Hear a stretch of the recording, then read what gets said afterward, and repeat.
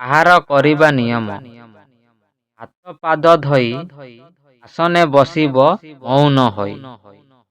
ଅପେକ୍ଷା କରିବ ଖାଦ୍ୟ ଆସିବା ଯାଏଁ। ଧୀରେ ଧୀରେ ଅଳ୍ପ ସେବନ କରିବ ଯଥା କାଳରେ।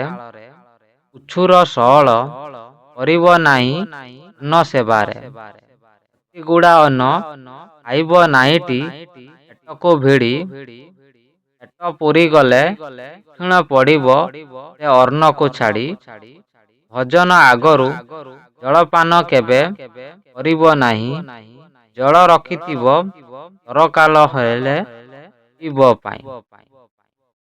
ଭୋଜନ ସରିଲେ ପଞ୍ଚମନ କରି ମୁଖ ଧୋଇବ। ଭୋଜନ କରିବା ଅଧଘଣ୍ଟା ପରେ ଜଳ ପିଇବ।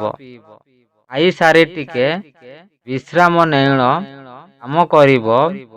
ଖାଇ ସଙ୍ଗେ ସଙ୍ଗେ କାମ କଲେ ନାନା ରୋଗ ଧରିବ।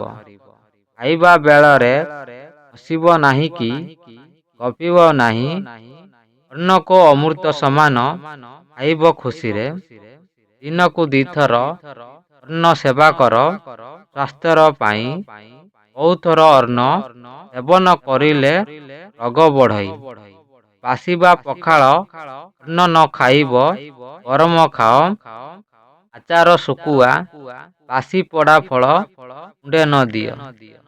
ଯେଉଁପରି ଅନ୍ନ ସେହିପରି ମନ ବିଜ୍ଞାନ କହେ। ଏଣୁ ରାଜସିକ ତାମସିକ ଅନ୍ନ ନ ଖାଅ କିଛି। ଭଲ ଅନ୍ନ ଖାଅ ଚିନ୍ତା କର ନିରୋଗେ ରହ।